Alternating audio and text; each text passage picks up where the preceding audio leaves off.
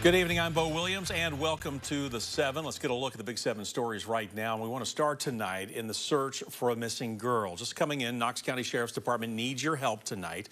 11-year-old Aubriana Nice Mays, also known as Bree, is missing. Now, she has blonde hair, blue eyes, stands about 4'4". She was last seen in the Crippen Road, Maynardville Pike area yesterday.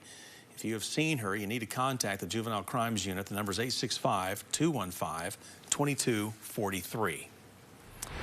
Well, we've seen one example after another of support for UT Knoxville Chancellor Dondi Plowman, the most recent coming in the form of a lawsuit filed by Tennessee Attorney General Jonathan Skrmetti and his counterpart from Virginia. The AGs claim the NCAA is breaking federal antitrust laws through rules which those top lawyers argue limit players' ability to benefit from NIL deals. And while we don't know the NCAA's exact case against UT, reporting from the New York Times suggests it covers, at least in part, the Spire Collective, big money booster organization, and its dealings with new UT quarterback Nico Iamaleava, a 5-star recruit among the hottest prospects in the game. Now, current rules prevent groups offering NIL deals from acting as recruiters. Players must first commit to a school. The AG's lawsuit makes the argument that it is not fair to put such a restriction in place at a, quote, critical juncture in the recruiting calendar. Last night, it was the crowd at the Vols basketball game applauding Plowman for her stand against the governing body of college sports. Her strongly worded letter back to the NCAA called the recruiting dilemma, quote, intellectually dishonest. Plowman saying in a midday news conference she's glad for the new support and she's compelled to stick up for student athletes. If someone charges you or your family or your children with something that you didn't do and you think is unfair, you're going to speak up. And so that's kind of how I feel. Was sort of no question in my mind about what to do. NCAA this afternoon responded to our request with its first statement in this matter. The NCAA points out that member schools and conferences make rules and routinely call for greater enforcement.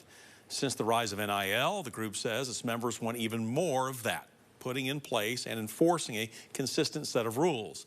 It does not respond to Chancellor Plowman's pushback directly, but argues, one, that NCAA members want to keep boosters out of recruiting, and two, that the Virginia-Tennessee lawsuit would make the situation worse.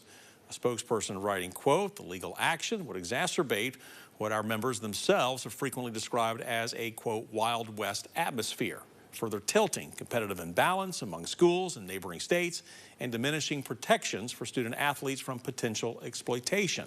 Of course, we're going to stay on top of this for you step by step. Also, we do want to point out Attorney General Skrmetti is asking the court to permanently block the NCAA from enforcing the NIL recruiting ban.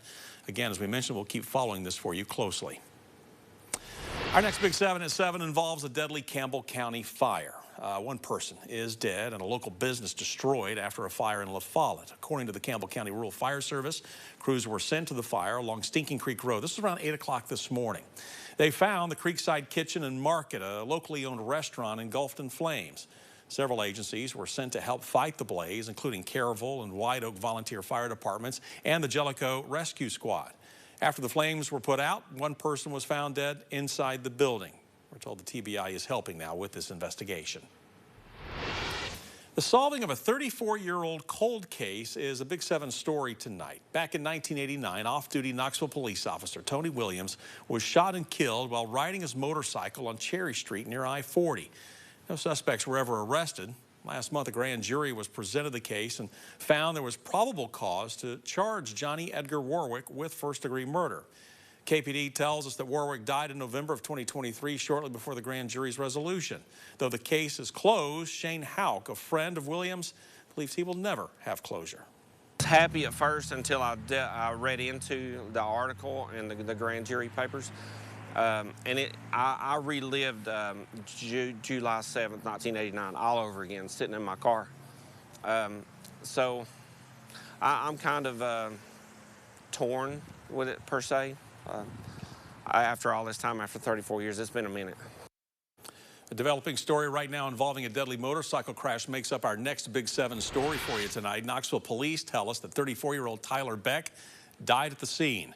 The accident happened today around 8 this morning on McCamey Road at St. Lucia Lane. Investigators say the motorcyclist was driving eastbound when he hit a truck that was turning left.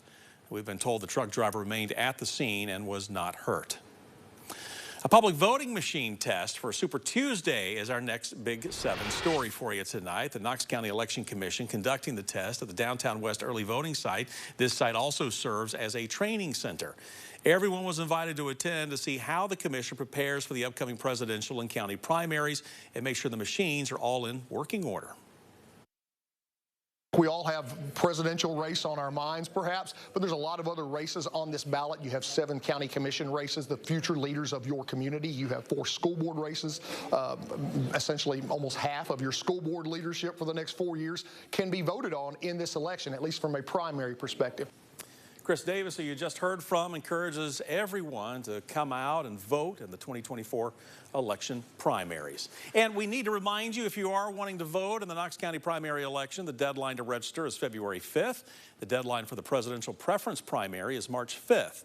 According to the Knox County Election Commission, Knox County has more than 299,000 registered voters. And here's how you can register to vote if you need to do so. You can go online at the website on your screen, ovr.govote.tn.gov, or you can do so in person if you want to register at the Election Commission office. It's open weekdays from 8 a.m. to 4:30 p.m. And you can also download a registration form from knoxcounty.org and then mail it to the Election Commission. But just a reminder for you here, it has to be postmarked by February 5th. Now, if you didn't get a chance to write that down, don't worry. We have all this information and more on our website, WAT.com. You can take out your phone, as a matter of fact, and scan the QR code. There is a list of question and answers from the Election Commission, along with the dates and links that you will need to know about.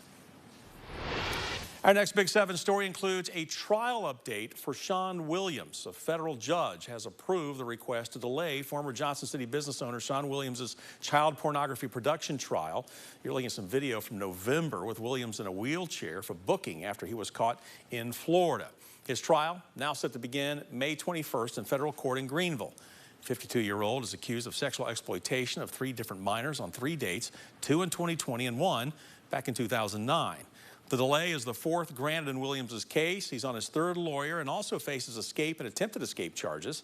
The sex crime charges could each net 15 to 30-year sentences if Williams is convicted.